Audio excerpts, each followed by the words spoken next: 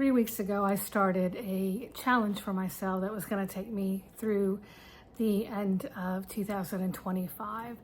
I wanted to take a minute today just to talk about what I've been doing the last couple of weeks. I didn't do an update last week. It was just, we had a really busy week. So it's been 2 weeks since I did my last update, and I have completed week 3 of a 75-day challenge. If you're new, I'm Vicki, and I created a 75 medium challenge for myself that was going to take me through the end of the year, or that will take me through the end of the year, unless I mess up and have to start over. So really hoping that doesn't happen. I called this challenge 75-day medium. Many of you, I'm sure, are familiar with 75-day hard, the 75-day soft challenge. What I didn't know when I started this is there are a lot of other people apparently who started their own 75 medium. When I got looking on YouTube, I realized that this was not a new idea. Here I thought I was so clever. I haven't really delved into what those challenges look like for the other folks. I'm assuming it's probably similar to mine, but I may do that this week if I have some extra time. I may look at how their challenges compare to mine. So, but yeah, I do want to cover, I'll just do a quick outline again. For me, my challenges were, as far as working out, my goal is 60 minutes a day for up to 5 days a week. As far as sticking to a diet every day, what I've been doing since July, I guess, yeah, the 1st of July, is intermittent fasting, and that varies. If you know anything about intermittent fasting, that doesn't and shouldn't look the same every day. So that can be, you know, anywhere from a 16-8 to a 72-hour or beyond. I've never done more than 72 hours. I've done a couple of those in the last couple of months, and I may do one of those again, but probably more often the 36-hour fast and below is what I'll be focusing mostly on.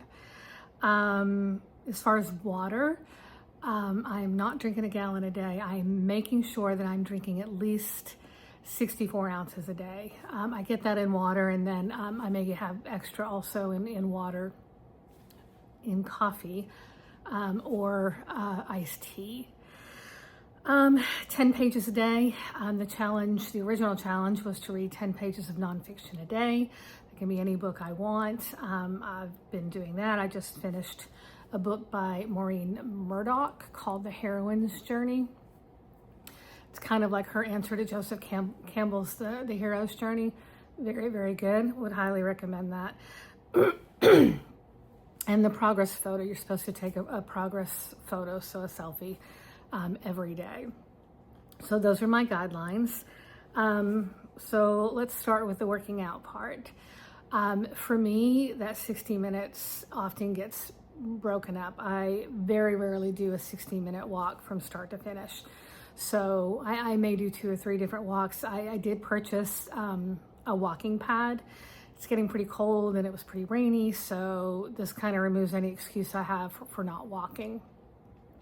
I have a step that I do sometimes, and then I may just, you know, do other things in the house that get my heart rate up for, like, intentionally, to also, you know, make sure that I get 60 minutes. Now, I don't think I'm making it sound easy, and it's definitely not on some days. You know, there's been a couple of days where it was dark out and I didn't want to go do the walk, especially before I got the walking pad. You know, and everybody says once you just do it, once you just get started, you know, you build momentum and it feels great. There were a couple times where I didn't want to walk. I got my shoes on, I went out, I walked in the dark, and those couple of days I did walk almost an hour because I didn't have much exercise in that day. That entire time, I just wasn't feeling it. I just was ready for it to be done. The endorphin rush never really hit. But still, at the end of that 60 minutes when I got home, I was glad that I did it. So not every workout's going to be, you know, well, I feel great and my endorphins are running and And it's just, sometimes you just got to do it regardless of how you feel. So I am proud of myself. I have been leading a pretty sedentary lifestyle, so the fact that I'm doing it even when I don't want to is huge for me. Last week I did 6 days. So I worked out 6 days. My guideline is 5, so 6 days. The week before that, I just did get the 5 in, and that's fine too. We've had a lot going on. So, you know, I am very pleased. One thing I noticed, we were at the hospital the other day for some testing, and we went up and down some stairs, and previous to, you know, me doing this and walking more, I was kind of doing like the old lady shuffle up and down the stairs, step together, step together, step together. Well, without even really thinking it, I just kind of just hopped down those stairs and up those stairs without having to do that. And it did occur to me, like right after, I thought, my gosh, I just went down those stairs, no issue. You know, I'm not that old, I'm 55, but I have arthritis in my knees and my legs were just feeling weak, and I didn't really trust my legs just up and down steps, and you know, I'm way too young to be feeling that way. So I am definitely encouraged by the fact that stairs aren't really much of an issue for me anymore. And that's just 3 weeks. That's just 3 weeks of walking, and I'm not doing any marathons. I'm doing, you know, 3 miles an hour walking, sometimes 2.5 miles an hour if I'm not really feeling it. I'm just trying to move my body. So for me, that's huge. One other thing that I've added just last week, and this is not part of the challenge, but it's something that I definitely need to do, is just a little bit of strength training. I actually went into ChatGPT and asked it to create a 4-week weight training schedule for me. So it's just upper body 1 day, lower body 1 day, and then core and whole body 1 day. So it's just 3 days a week. The workouts are fairly easy. I mean, at the end, I'm getting tired and I'm definitely pushing myself a little bit, but it takes under 10 minutes for every workout, which, I mean, that's exactly what I needed. If I had started out really struggling, I don't think I would have made it past week 1, but I'm on week 2 of that. I just did that this morning, and I'm actually enjoying it, and I'm actually encouraged by it. So it's weight training is something that I've done before. Built quite a bit of muscle, has some definition, but it's not something that I ever really stuck to or enjoyed. So this is something I want to go slow and easy, and I want to stick to it, and I want this to become a lifestyle, not just a challenge.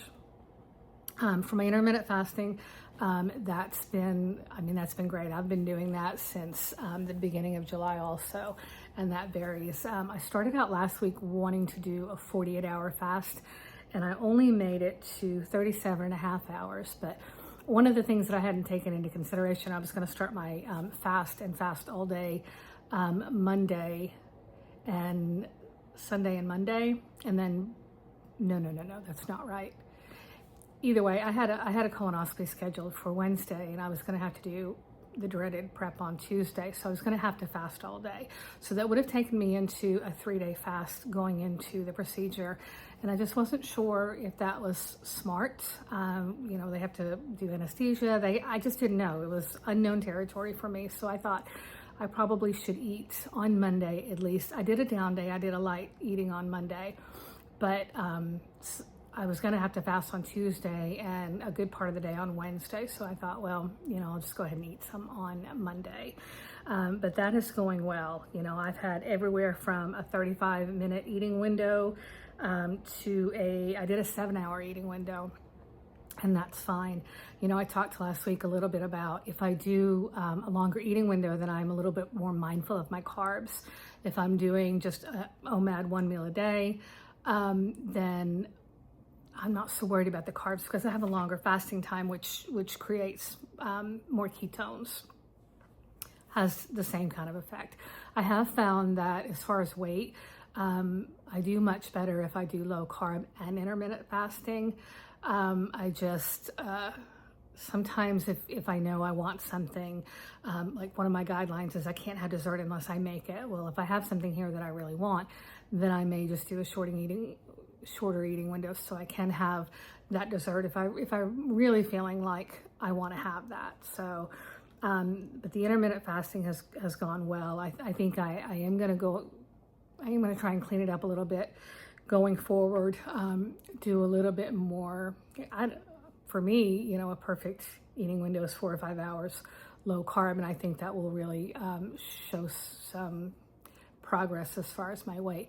Now, my weight loss is not part of this challenge, but I am actively trying to lose weight. I think the second week I lost about 1.5 pounds, and I haven't weighed for last week. My weigh-in is tomorrow, so I'm not sure what I'll do there. So, I mean, even though it's not I don't have any kind of like goal for weight loss for the 75-day challenge, it is definitely something that I'm actively working on.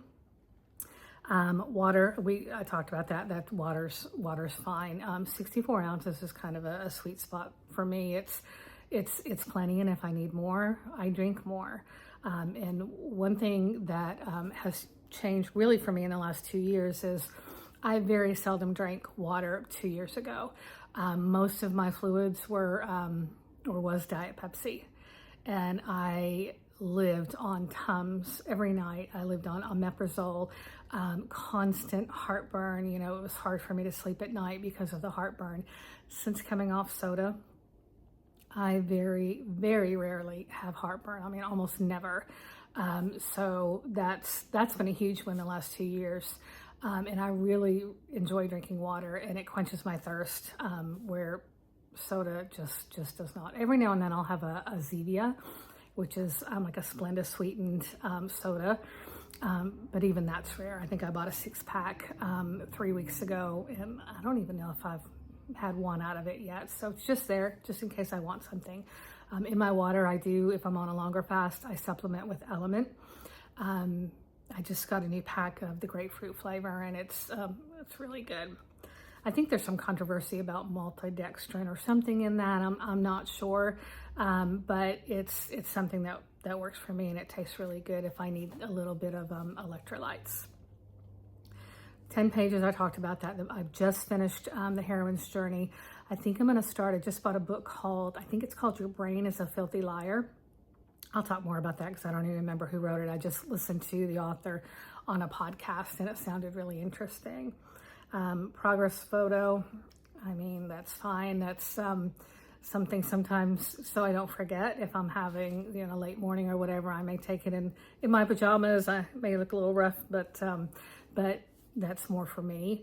It's not even that important to me. I mean, I kept it part of the challenge because it was part of the original 75-day hard challenge, and it was just, okay, no big deal. But I like progress photos, but daily photos,